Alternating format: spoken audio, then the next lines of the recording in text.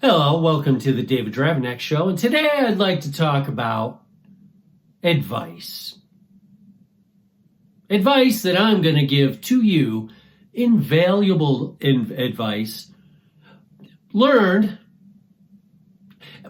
Every one of you will learn this lesson, but maybe I can save a couple of you from ever having to learn it the hard way, I guess. Although if you take my advice, you'll never have to learn this lesson. Anyway, my advice is this. You will, as a human, recommend stuff to other humans that you like, that you think they might like. It's all fine and good. Recommend that band that you like. Recommend that comedian that you like, David Dravenek.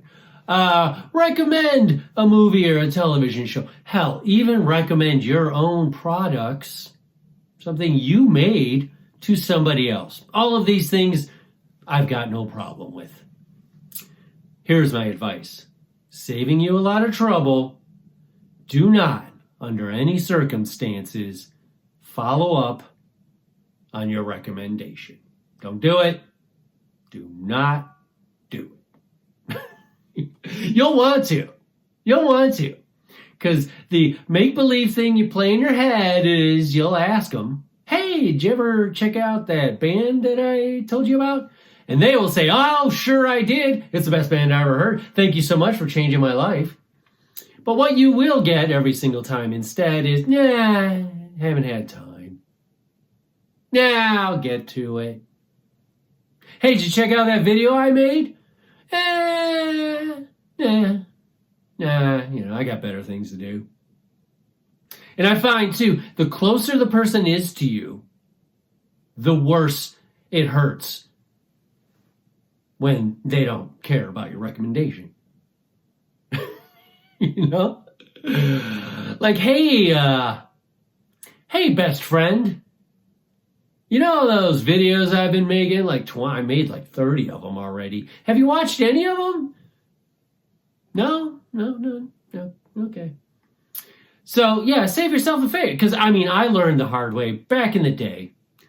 I was working at the casino, and there was a guy. We were talking comedy and stand-up comedians. And I said, hey, there's a comedian, Paul F. Tompkins, who I really like. But he's not very well known. He's popular, but he's not, he's not Bert Kreischer popular, right? So I said to the guy, do you know Paul F. Tompkins? He does not. So I go out of my way to burn him a CD of Paul F. Tompkins. Yes, a CD. I'm old. This was like 15 years ago. I give it to him. Say, hey, here you go.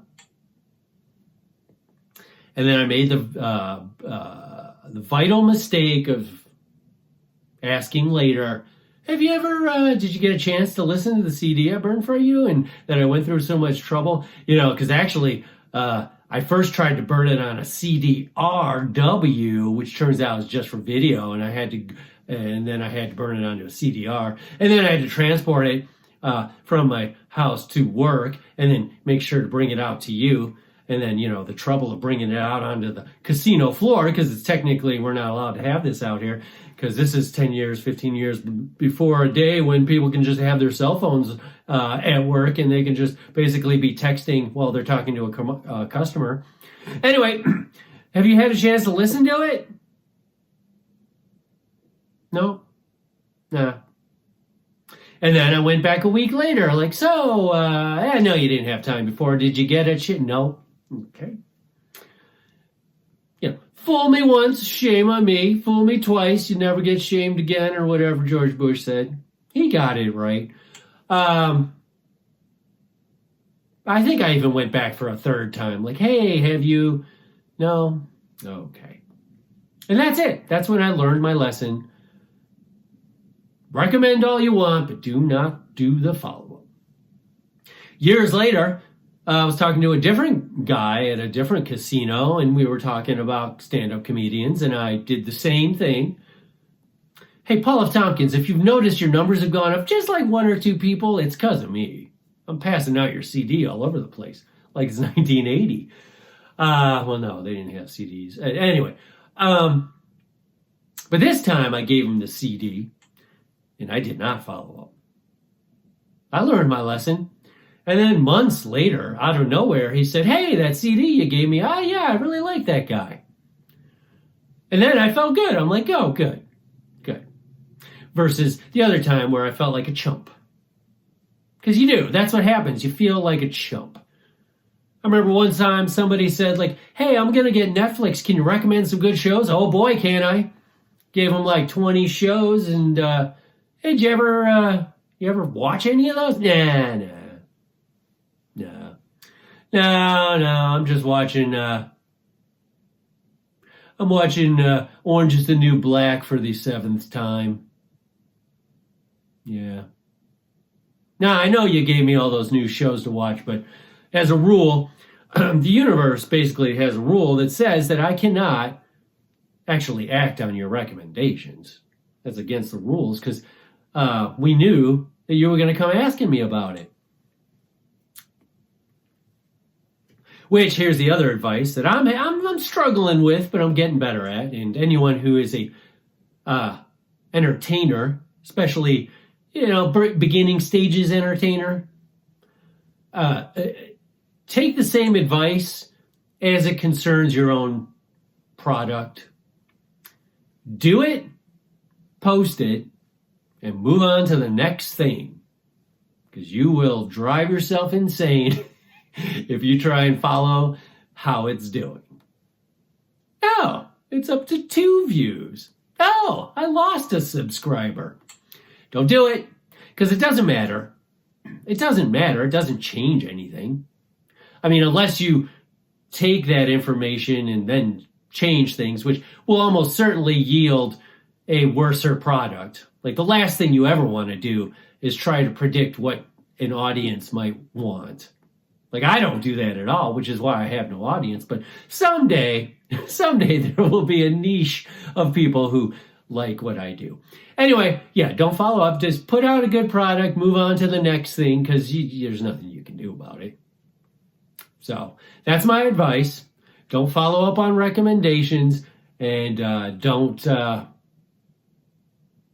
worry about how your product or whatever it is you are personally doing is doing. Don't do it. Save yourself the trouble. It's an easier life, that's for sure. Plus, not to mention, being completely unpopular means you can only go up. I mean, I can't go down from 0. If my videos have 0 views, at least it can't get worse. I mean, I guess it could get taken off. But at that point, YouTube's doing me a favor. Like, listen, we see you checking every day to see if this video got any views, and it's got nothing. And we can see you. We can tell from the algorithm, because first you check your video, it gets 0 views, then you look up a bunch of videos about how not to be so depressed, which we're feeding more and more of those to you because of the algorithm, of course. And so we're just going to take this one off. We'll tell you that it's content related, but it's really just to save you the trouble of being, depressed, because we're worried about you here at YouTube's. We're worried about you. And one last note, as far as that algorithm goes, if you don't think that it works, if you don't think it targets what you look at and then just feeds you that shit nonstop, oh, it does. Because I made the mistake of looking up a couple piano videos, because I play classical piano, and now that's all I get. Like, not only do I get it if I go to YouTube, even on my smart TV, there's like 8 piano videos that are on my home screen. Like, I know you want to watch some new show on Amazon Prime that you paid for, but would you like to take 40 minutes and watch piano videos? And of course, 40 minutes later, I'm like, I guess I did. And now you're just going to feed me more piano videos, right? That's it. That's all I'm going to get. And this is how somebody can go down the flat earther road, because a couple of those videos, next thing you know, that's all you got. every single thing is flat earth videos. There, I ended it on a political. Hey, flat earther, if you're going to make a flat earth video, or if you find somebody who believes that the earth is round, but you want to recommend to them some flat earth videos that prove that it's flat, hey, that's all fine. I don't care that you're a quackpot who believes the earth is flat, but do me a favor, do not follow up on that recommendation. Yeah. Believing the earth is flat, perfectly fine. Following up on that recommendation, that's going to destroy your life.